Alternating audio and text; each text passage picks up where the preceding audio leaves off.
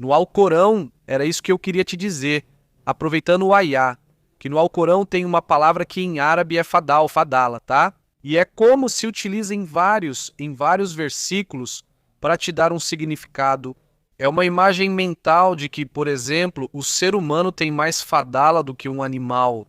E um animal tem mais fadala do que um vegetal, e um vegetal tem mais fadala do que uma pedra. Ou seja, como se na tradução dissesse Allah agraciou uns mais do que outros. Em outras palavras, em outras traduções, diz Allah favoreceu uns mais do que outros, sabe?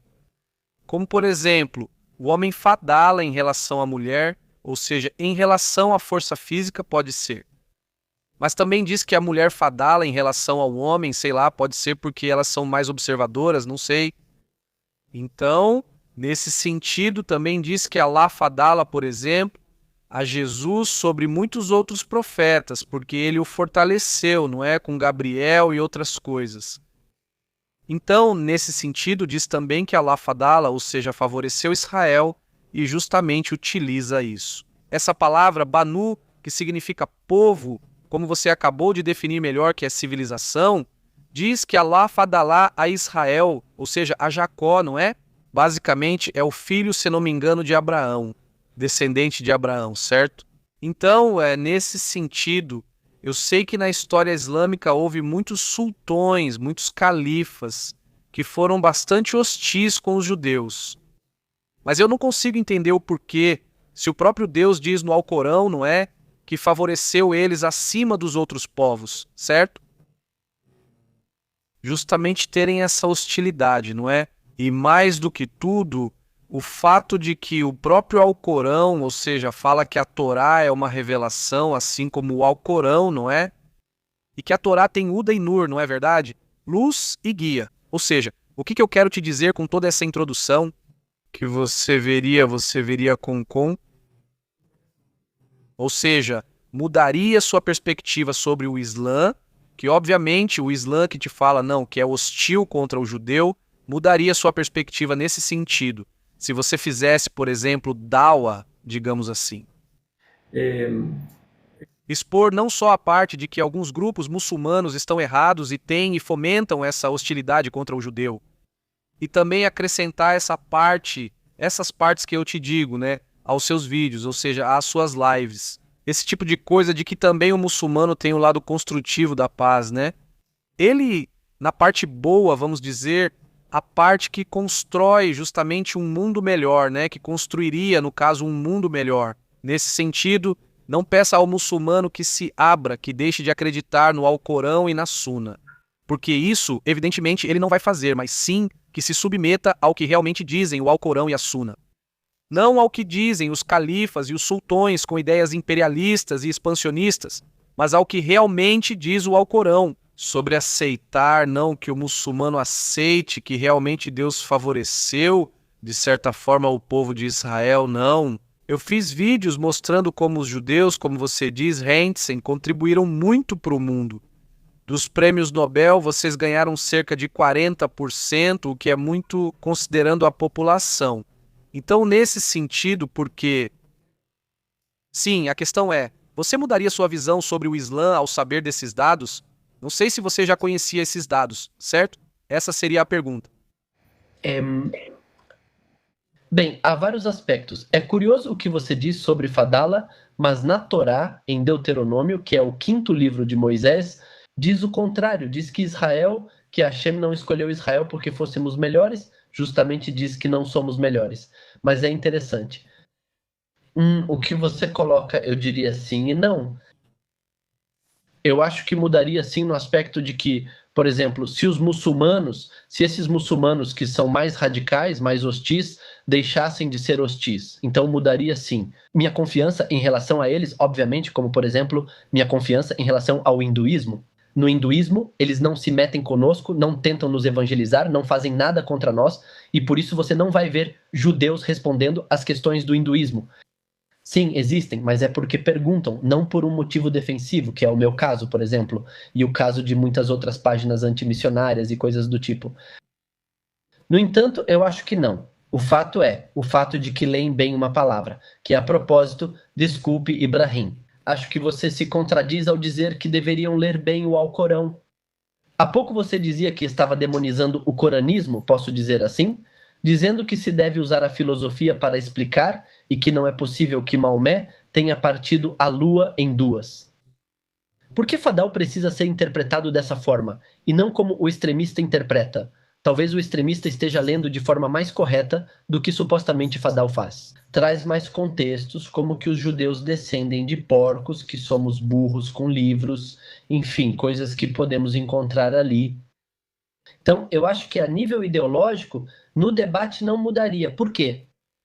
Porque eu acho que sempre é legítimo, que debater sempre é legítimo, criticar, e que criticar é só os extremistas.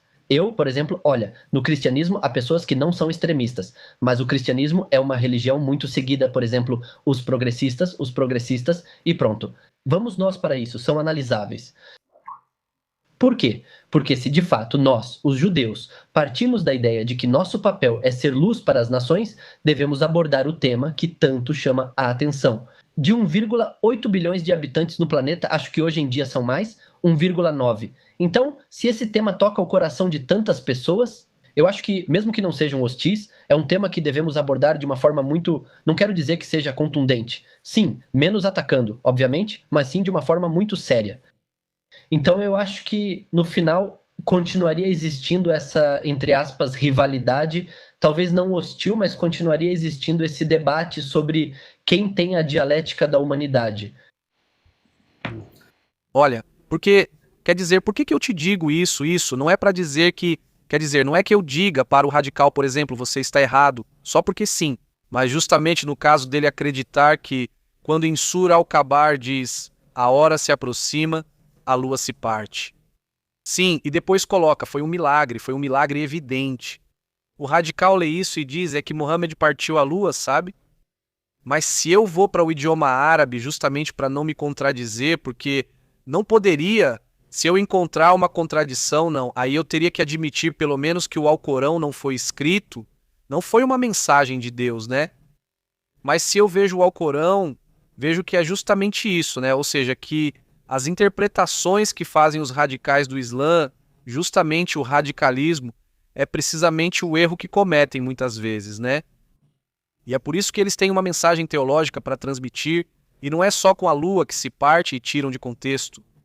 Ou entendem de maneira diferente, como se literalmente a lua tivesse se partido, mas em muitas outras partes, eles mesmos acabam tendo problemas entre eles. Se eu te der um exemplo das 4 esposas, por que leem Faunque Fankihu e não Faunkihu? Faunkihu? Que nesse contexto, só para resumir, seria que os órfãos se casem com aquelas que, ou seja, que façam casamentos múltiplos, os órfãos de 2 em 2, de 3 em 3, de 4 em 4, e não, como normalmente interpretaram, que as pessoas, alanás, se casem com 2, 3, 4, ou até sultões otomanos, que as pessoas se casem com 2, 3 ou 4, ou seja, deturbando totalmente o verso. Ou seja, eu quando leio o Alcorão, tento justamente ter uma honestidade acadêmica, né? Ou seja, também não vou defender algo que obviamente destrua ou que te incentive a destruir um povo, né? Ou seja, é absurdo. É como se eu pegasse um livro que falasse, sei lá, de destruir os latinos.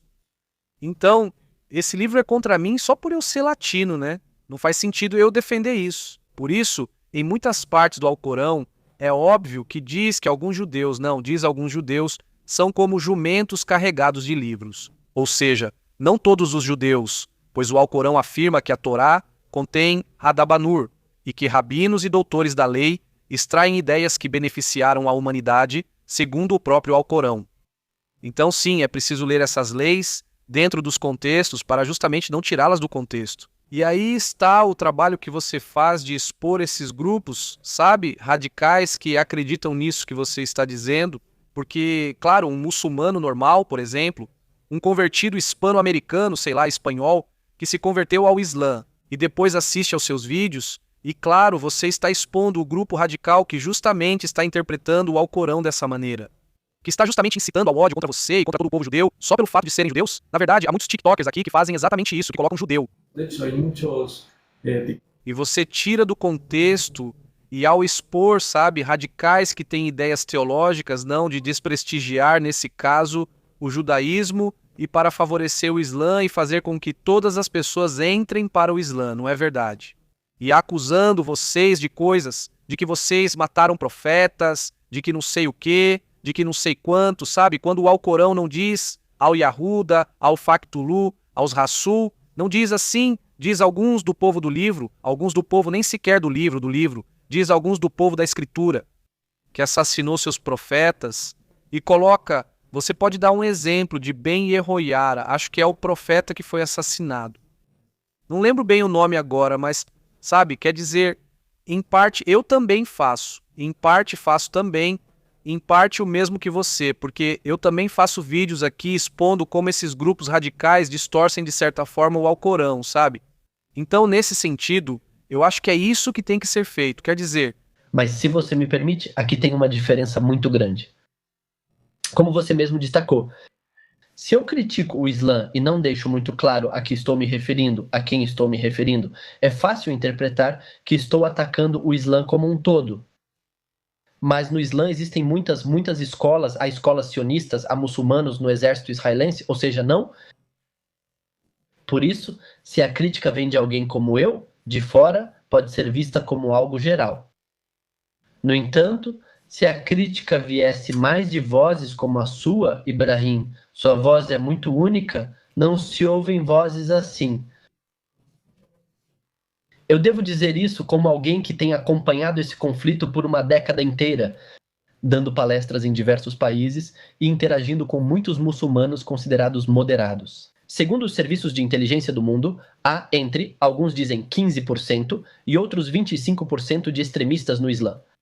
Estamos falando de quase 500 milhões de extremistas, mas minha pergunta não é onde eles estão, sei que precisamos combatê-los, blá blá blá.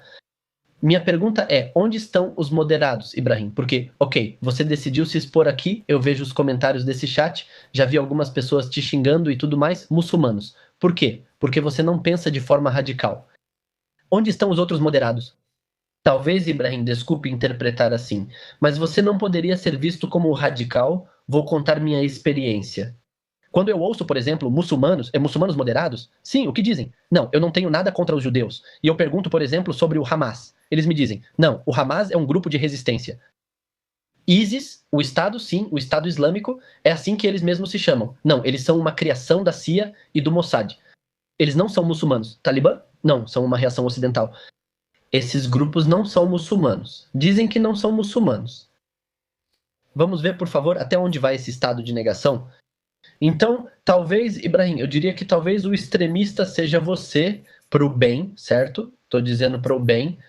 Mas onde estão os moderados? Talvez nem existam. Essa é a impressão que tenho. Sei que existem moderados de novo. Lá no exército, comigo, eu já não sou mais reservista. Mas quando estive no exército, havia muçulmanos comigo, no exército, lutando corpo a corpo, ombro a ombro. E os moderados nas redes sociais não aparecem. Talvez você seja muito diferente, talvez nem represente o Islã. Entende minha dificuldade? É que, na verdade, olha, eu não tenho palavras para responder o que você acabou de dizer, porque, assim, o que eu não entendo, e deixa eu te perguntar, isso já está fora do script. Por quê? Porque existe um ódio contra Israel, porque, bom, além de eu ver que, claro, eu convivo em grupos que não são de muçulmanos, mas deixa eu te dizer que já vi pessoas que não são muçulmanas, nem sequer acreditam em Deus, ou seja, são progressistas. Progressista e mesmo assim apoia o Hamas, mesmo assim odeia Israel, ou seja, mesmo assim odeia o judeu, ou seja, vê o judeu como algo ruim. E até faz piadas com o Holocausto, sabe? Como se tivesse que voltar de novo o Senhor do Bigode, esse tipo de coisa. Isso é o que eu não... Ou seja, eu não entendo. Tipo, não sei se você tem... Por isso que eu te faço uma pergunta mais pessoal. Você tem alguma teoria do motivo de você ter pensado isso? Tipo, se você já pensou sobre isso, porque existe esse tipo de aversão em relação ao povo judeu. Tipo, porque é real. Tipo, olha, antes, quando eu lia sobre esse conflito, lembro que a primeira vez que esse conflito aconteceu foi em 2006, né? Quando o Hamas atacou e, bom, ganhou as eleições e tudo isso, todo o problema que teve, né? Lembro que meu avô disse. Quer dizer, meu avô não era um cara religioso. Não era alguém que seguisse uma religião nem nada. E justamente, né? todo o meu pessoal, né, começava a dizer não, é que os judeus têm que prosperar porque os muçulmanos são muito violentos, esse tipo de coisa.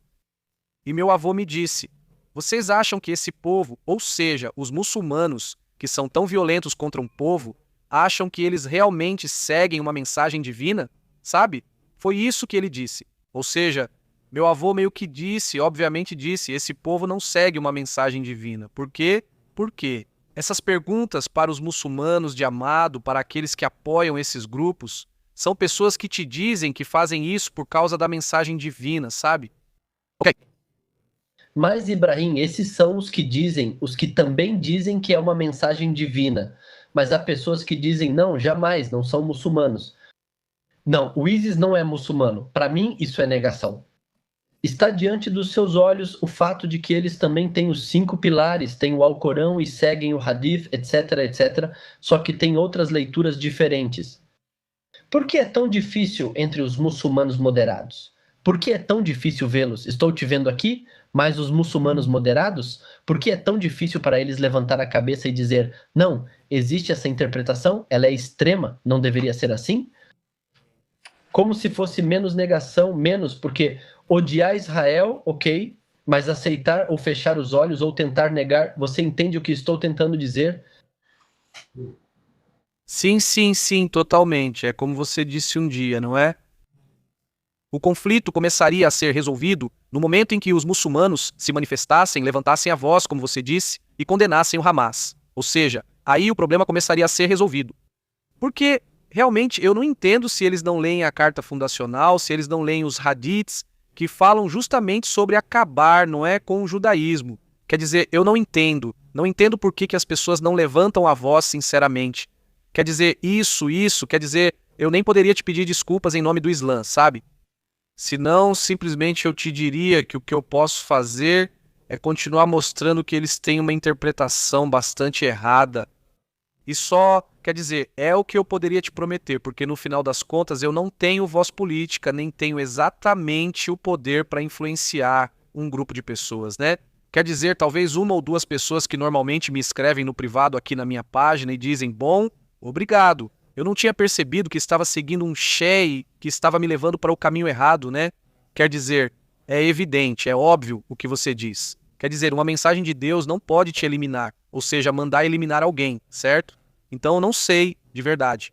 Eu sinceramente não consigo entender isso de jeito nenhum. Se é algo sociológico ou algo religioso, ou simplesmente porque as pessoas ouvem o que o Sheik diz e isso foi transmitido de geração em geração. Mas, justamente, olha, minha esposa é árabe, por exemplo, e os primos dela, quer dizer, eles têm essa crença de que, inclusive, tipo, por mais absurdo que pareça, eles acreditam que nas Torres Gêmeas avisaram os judeus para saírem e só ficaram lá os muçulmanos, tipo, desse jeito.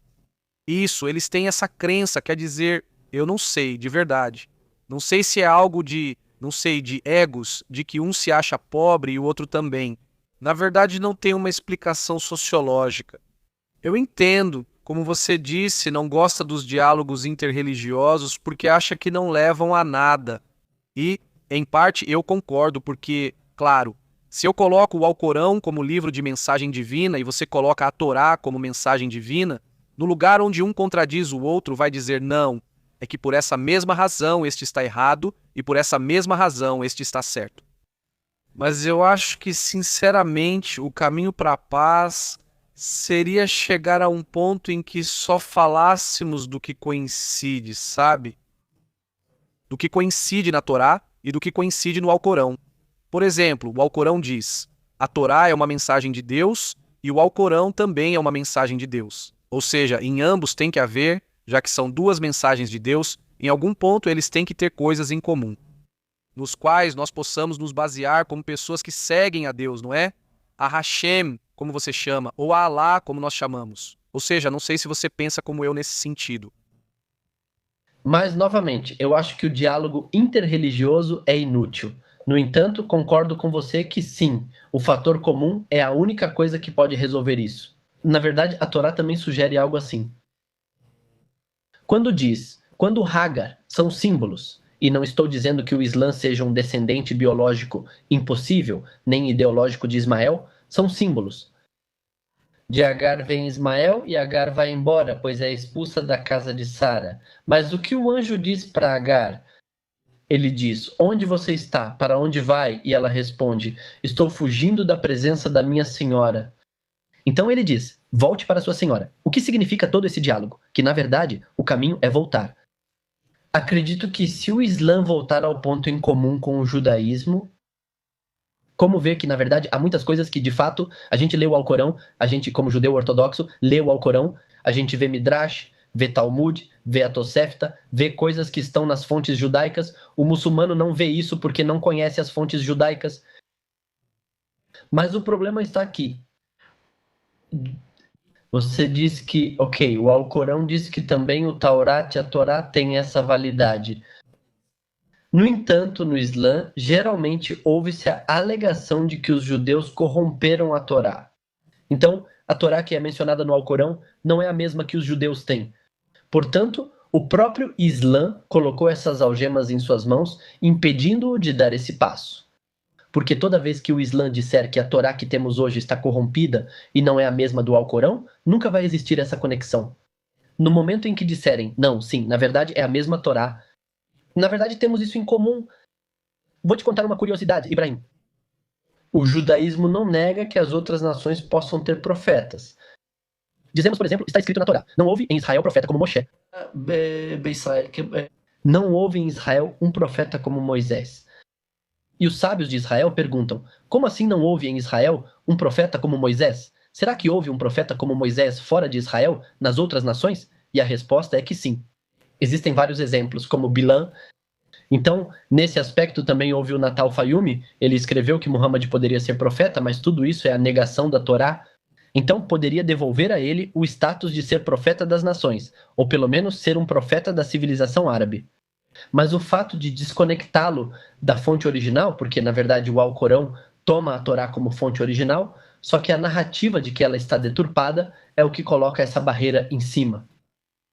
Eu acredito que quando o Islã conseguir se livrar dessa negação de que a Torá que temos realmente é válida, sim, pode-se dar esse passo para a reconciliação ideológica. O Islã, eu acredito que pode cumprir as leis noaídicas perfeitamente. Eles têm um sistema ritual, têm uma manifestação espiritual, têm leis sobre como não comer animais, ou seja, todas as leis noaídicas podem ser aplicadas perfeitamente. Falta admitir a revelação de Moisés como está na Torá. Eu acho que esse seria o passo. Entendo. E justamente, né? O que você acabou de fazer, o que acabamos de fazer agora é dar uma solução filosófica, né? Fora do que dizem nossos sábios, digamos, tanto de uns quanto de outros, eu acho. Mas nos submetendo ao que Deus realmente diz. E Deus na realidade, não vai contra a realidade, melhor dizendo. Deus não vai contradizê-la nem na Torá, nem no Alcorão. Assim, o Alcorão e a Torá dizem exatamente o que mencionamos. Que tanto o muçulmano quanto o judeu têm que admitir, não é? Bem, sobretudo o muçulmano, eu acho, tem que admitir justamente que voltando, assim como você disse, à Torá, e justamente isso, né? Ou seja, é o que diz o Alcorão. Ou seja, não é algo que o muçulmano tenha que negar, o Alcorão, para justamente ir à raiz, que é a Torá, mas sim seguir o Alcorão, porque o Alcorão diz exatamente isso. Diz que não só a Torá tem luz e guia, mas que o Islã está baseado no Milata. Ibrahim diz assim em Narui, que são as bases filosóficas, os fundamentos, que Ibrahim estabeleceu com, como você disse, Ismael com Jacó e todos eles, sabe? Então, no final, se nós vemos, como você diz, que o Alcorão nos conduz, que a Torá permite, digamos, aos muçulmanos serem muçulmanos, e que o Alcorão justamente permite aos judeus serem judeus, eles têm sua Torá. O Alcorão diz isso, né? Os judeus não precisam pedir para você julgar entre eles, porque eles já têm a Torá. Ou seja, o próprio Alcorão reconhece a validade da Torá. Eu acho que mais o nosso trabalho, e digo nosso, Jacó, eu e você, seria mais do que tudo ir mostrando essa verdade para as pessoas. Não para que elas vão percebendo que o conflito se resolveria. Se ambos os povos voltamos ao Alcorão e à Torá, respectivamente. Porque se nós formos para algo que não seja a mensagem divina, eu acho que nunca vai haver solução. porque sempre vai haver interesses políticos em jogo, interesses geopolíticos em jogo, interesses pessoais em jogo. Mas se nós deixarmos, eu acho, esse ego de lado, eu acho que, como você disse, voltando às bases, não é? O Alcorão dá validade à Torá, a Torá dá validade ao Alcorão, e assim eu acho que até o povo seria respeitado, até o povo judeu seria respeitado, com todos os seus costumes, sua idiosincrasia própria, e acho que todos nesse sentido viveríamos em paz. Eu acho que aí, e só aí se poderia admitir não, porque normalmente o muçulmano não admite. Se a Espanha, os espanhóis têm um povo, os ingleses têm um povo, os franceses têm um povo, porque negar que os israelenses tenham um povo, sabe? E daí é simplesmente algo já religioso, mesmo que digam que não, sabe? Sim. Se me permite, eu não acho que a solução seria que os judeus voltassem à Torá e os muçulmanos ao Alcorão. É que essa solução, entre aspas, já aconteceu e não resolveu nada. Eu acho que ambos têm que voltar à Torá. Que Torá? Como te mencionei, que o Islã entenda que a Torá é relevante. Não estou dizendo que os judeus a usem, não estamos dizendo que tem que ser judeus, também não estamos dizendo que legislem de acordo com a Torá. Torá, esse não é o ponto, mas sim que compreendam a relevância da Torá, também para os judeus. E então, se além disso eles constroem o sistema para expressar sua espiritualidade, chamado Islã, isso já é outra coisa. Mas sempre que parta da ideia de entender que a Torá é a base sobre a qual se constrói, é um ponto. Outro ponto é que eu acredito que a solução, na verdade, não vem nem da filosofia, nem da religião, vem da política, eu acho. Posso explicar, por exemplo, com o caso dos drusos. Os drusos também são uma etnorreligião, não sei como chamar, mas eles também partem dessa base. Eles não seguem a Torá como um judeu, mas eles entendem a validade da Torá. Eles vivem em Israel sem problemas com ninguém, mas não em paz. Os inimigos de Israel também são inimigos dos drusos. Basicamente, esse é outro aspecto. Outro aspecto que você também estava me mencionando, esqueci, mas basicamente é isso. Não tem problema. Bom, Jacó, você quer deixar uma mensagem final antes de encerrar a live? Sim, que sejam boas pessoas, que realmente cheguemos a esse entendimento de que o mundo pode ser um lugar melhor. Espero que mais vozes como a sua sejam ouvidas.